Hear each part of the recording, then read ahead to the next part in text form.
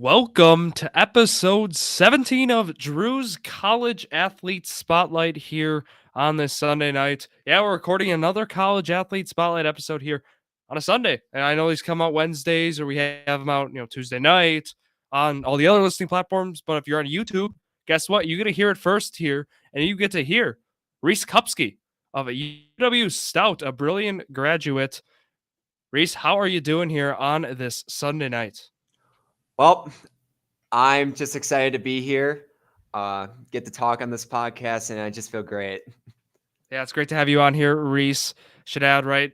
Cross country athlete, and we'll talk about the track and field, which you'll be competing in the spring here. So, like I said, you a Division III athlete here from the WEAC conference. So, like the WEAC, right? That's what they call it. But here, let's get right into it, Reese. So, I guess we're gonna go back to the brilliant days. So back, in the land, brilliant Wisconsin. Uh, when did you start running in cross country? We'll start with cross country.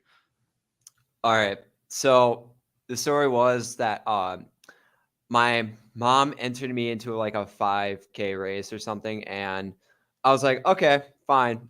And so in that race, I competed with a guy who was a junior going into his senior year. He was the second best cross country runner on the team. His name is Gary Kasurik. Definitely brilliant people will know him.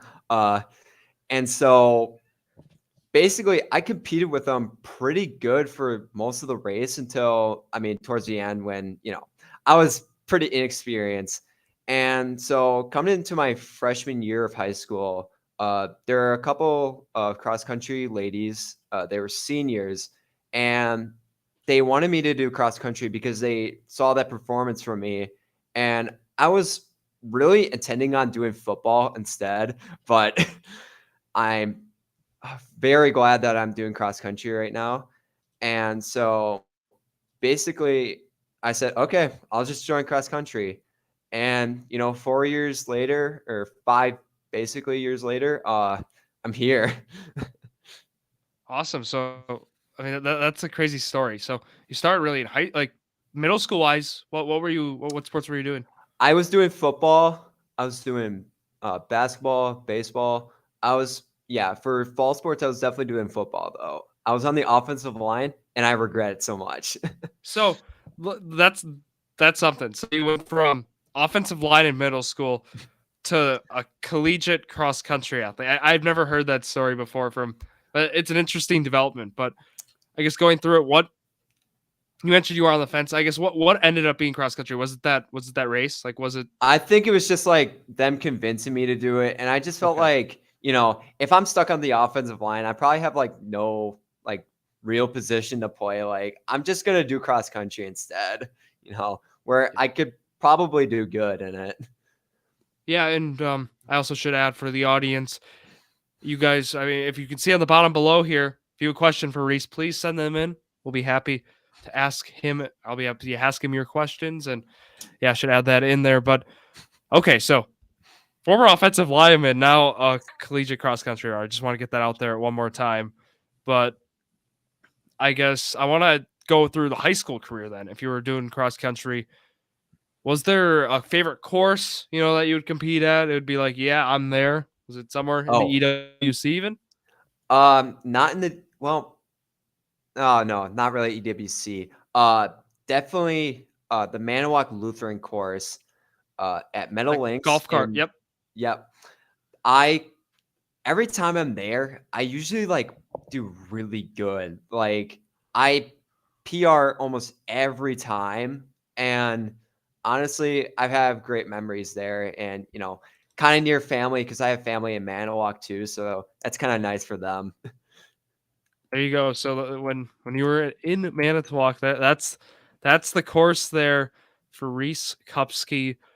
Let's go talk more about like track in high school, right? Were you doing track in high school? I guess, or were you doing Okay, baseball? so for my first 2 years of high school, I decided to do baseball because I like the sport a lot. So I just wanted to do it instead. I just like really didn't consider track, being very helpful. I will admit that. But my junior year, I decided, because I kind of wanted to get into, college athletics, I wanted to do track. And COVID happened, so no track. And then senior year, I did track because, yeah. And what events then were you in on that? I was in mostly the 1500, or not the 15, the 1600. Jeez, There you I'm go. getting Yeah. used to that.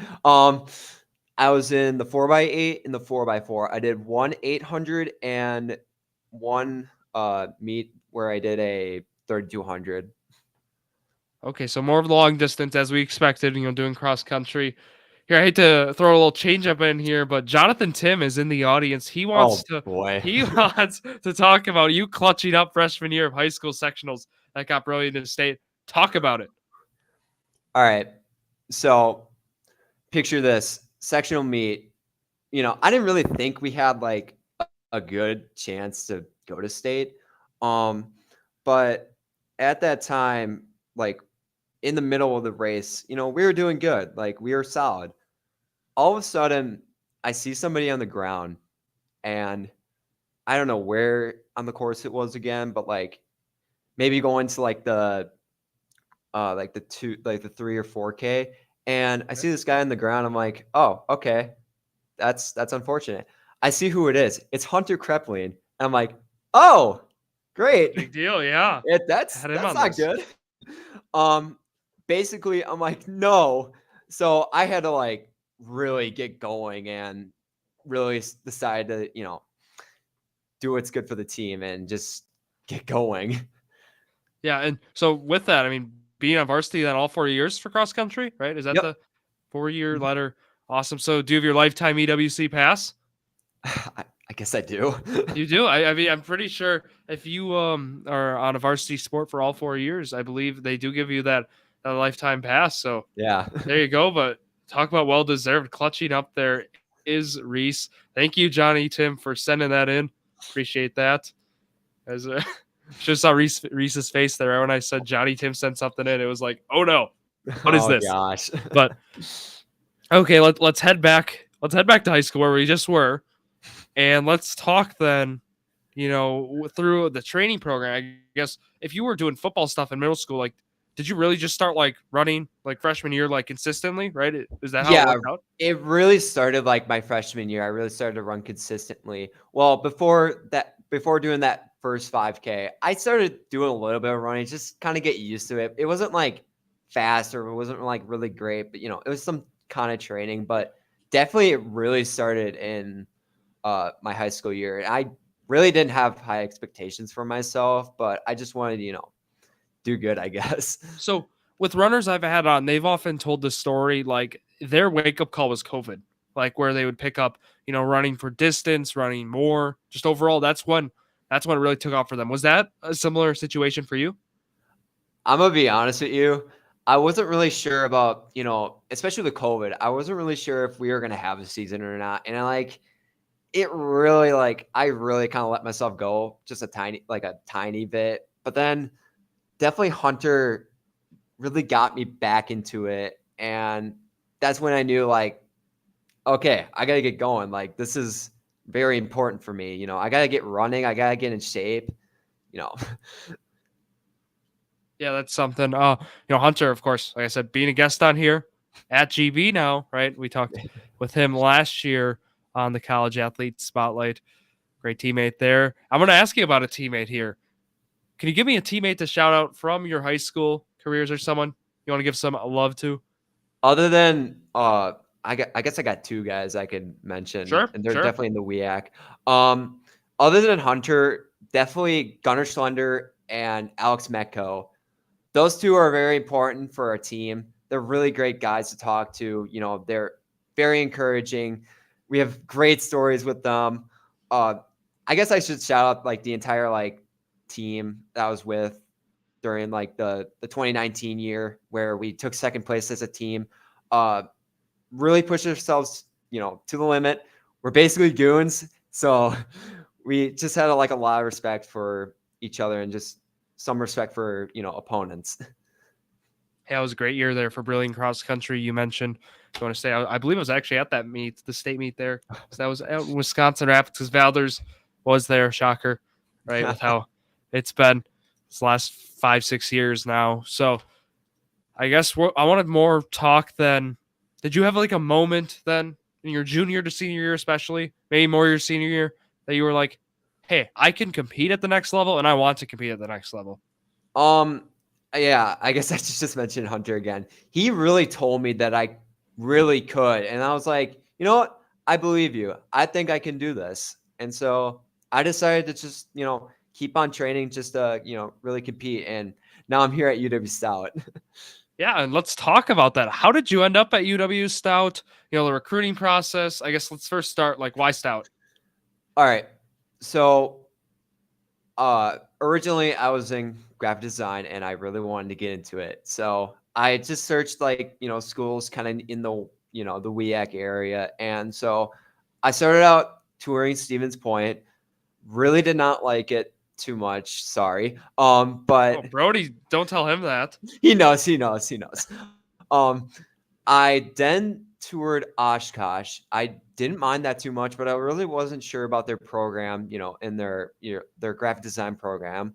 Uh, I really wanted to look at Platteville as well because they got a good art program, but it was like a virtual tour. So, but I already kind of like experienced Platteville before because I was in FFA for like 5-6 years, and I was on their chicken judging team, and we would always travel down to UW Platteville for like a competition. So I kind of got some experience on like what the classrooms look like, what the campus looks like, and so I wanted to probably do that, and so I basically kind of applied for there.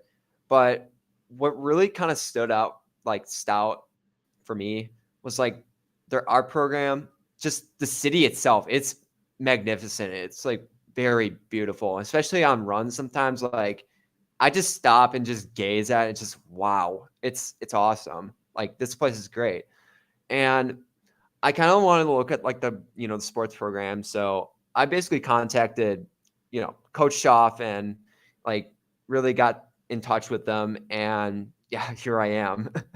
There you go.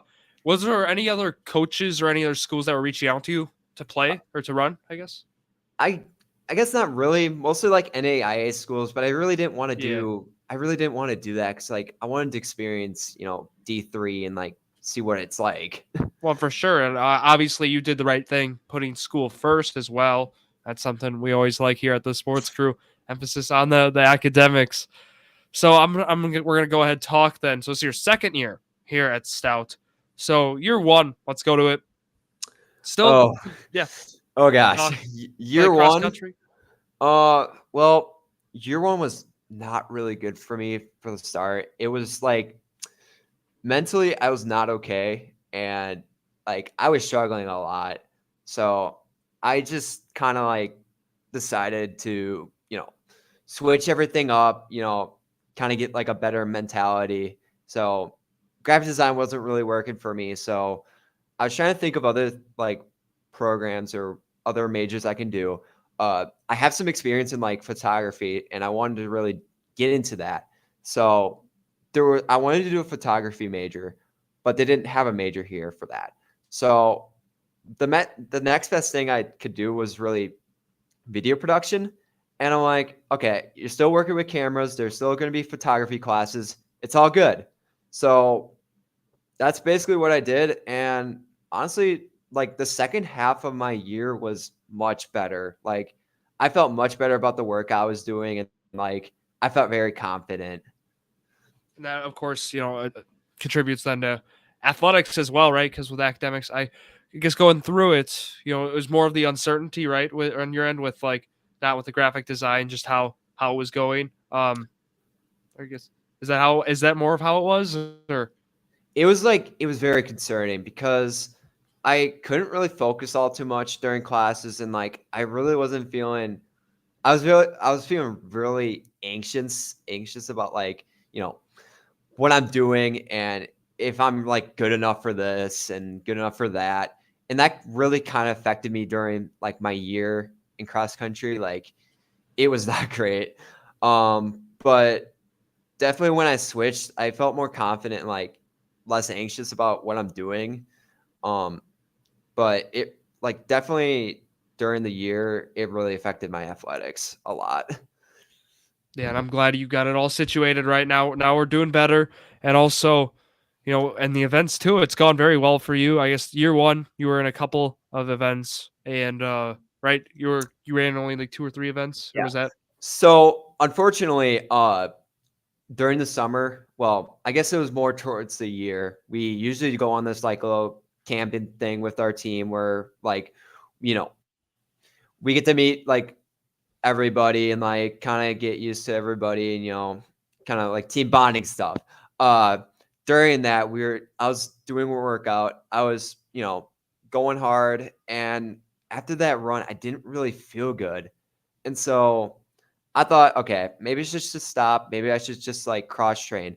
And definitely something was wrong because my shins were killing me. And I'm just like, I can't do this. And so I told my coach about it. And he just told me, like, okay, when we get back, talk to the trainers about, seeing what we can do and what's the issue. So that's what I did. They told me I have shin splints. And I'm very lucky that I didn't get a stress fracture. But yeah, it wasn't really good. So for most of the season, I didn't get to run until lacrosse, where I ran my first 8K. I felt like very good about it, but then, you know, 5K rolled around for City Wells, and I basically PR'd there. I'm like, wow, this is amazing.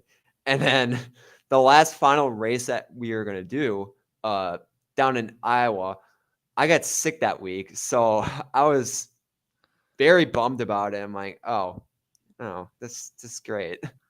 Yeah, a lot of bad luck. Your first year came your way. I guess I want to hear about the 8K. Like, how was that adjustment? I mean, you mentioned it was a little good. It went well. I've talked to other cross country runners who have gone from the high school to collegiate. They have not handled it well. I mean, a lot of times it's like you get after and it's like, oh my, I have to still go. I mean, there's still more to the race. Talk about it. So for my first race for that, um, I got to the 5K portion, and I'm like, oh my gosh, there's like another race like I had to go. And so during that like final 3K, I had like a lot of energy, which was really weird. I felt dead, but like I felt like I could like go more. And that's just kind of what I did. And, it's a different experience. I mean, everybody on the podcast, like every runner has said that. And like, yeah, it really is a different experience. Yeah, echo that. I mean, that's something. Again, that's the adjustment period. You see it in a lot of sports, even with track too, which we'll talk about a little here.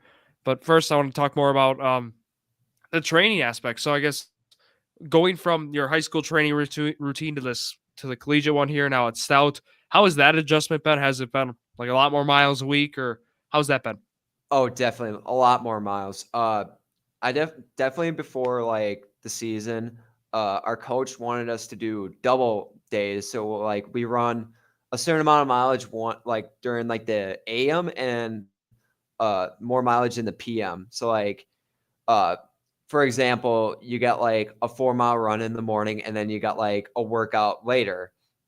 And it was tough for me for that. And like I definitely really didn't enjoy it for that much. And I'm not really on that type of training schedule. That's more for like, people who are very good on my team. So yeah, it's a different experience though. And yeah, it's very tough. Then for so that's the training, which sounds that's the adjustment, right? That's some tough training that you have to go through. I want to also then ask, so now this season, right now, sophomore year older, got more experience under your belt. Have you felt more energized this year? Have you felt more adjusted to it? Has it Uh, gone a lot better? like a tiny bit. During the summer, I was dealing with IT band syndrome issues, so like my knee would always hurt when I was running. Uh, I really didn't get myself really going, so like I had to miss like basically the first meet because I really wasn't feeling 100%. But like I'm getting really used to doing these type of workouts, and like I mean they're not bad, but very hard, but that's the whole point. Yeah. And I was talking like how it's gone for you guys. It's gone well, right? You guys at that Northfield meet that was actually just yesterday, Yeah. second of 23. What a go around for them. But otherwise, like with that, are you getting yourself healthy? Does it look like? Do we have an ETA of when we can be expecting Reese Kupsky back? Possibly on the 30th, where we are competing in at a at a Eau golf Claire. course. Yep. Definitely Eau Claire. Yeah. Um, possibly back by then. I very much hope so because I want to get running. I want to get competing. Yeah, because it's been. Well, there's not a lot of meets this year. Is there? Do you guys usually? That Because this I'm is seeing.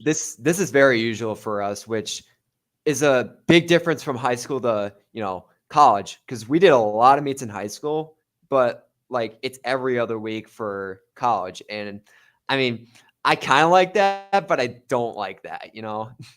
Yeah, it makes them what they matter most. And again, they're as you mentioned. I mean, there's really like two meets in one almost if you think about it. Not really, but that's still something. I guess looking at it, we'll go through the rest of the schedule here, right?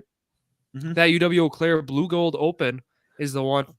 Whitetail Golf Club in Colfax is that one. Hopefully, we can have you back. 5:15 is what it says on there. That's Yeah, pretty late.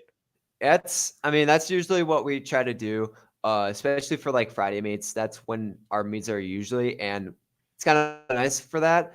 But yeah, definitely always late meets. And I think the only other morning meet we have is other than Augie, which I don't think I'll be competing in that. That's like the top, That's not the like the top October 10. 15th. Yeah. Yep. Uh, but usually we have just like late meets because I mean they're just a little better and like they're usually on Fridays. So people have classes obviously. Like I have a class on Friday, but I'm able to really compete because my class only goes from like 10 10 to like Yep. 11:05. So I mean I purposely planned that just because of that. Smart. Then we have the WEAC Championship. That's October 29th at 1 p.m. in West Salem. Is that something? Is that a top one as well? Yeah, that's definitely a top 10 or like a top 12 type of meet. And yeah, usually I'm just like, running around cheering and, giving my teammates support. The Luther College Saga Cup then November 4th, a Friday at 5 Definitely is the next. competing in that one because that's basically kind of like I don't know if it's like a last chance meet, but it's like, something that, us guys who couldn't compete at conference, like we get to do that and, kind of run our last meet, I suppose. Show something for next year, right? That's Mhm. something to look at. And then the NCAA North Regional is in Northfield, Minnesota, November 12th at noon. And Yep. then the championship, the real deal, is November 19th, 11 a.m. That's a Saturday at that will be East Lansing in Michigan. So that's kind of the cross country schedule there. Pretty, it's a short schedule like how it is in college, but it is something. I mean, they have them running, like you said, the 8K every other week. That's something. But um, wanted to talk then about track and field, Reese. So going through that, right? Year two, as you mentioned before, well, you didn't compete in year one. I guess do you want to elaborate more on that and talk kind of about what the plans are here for you year two in track? So the reason I didn't compete in year one was, well, as I mentioned before, like I was struggling my first semester, so I had to drop a couple classes.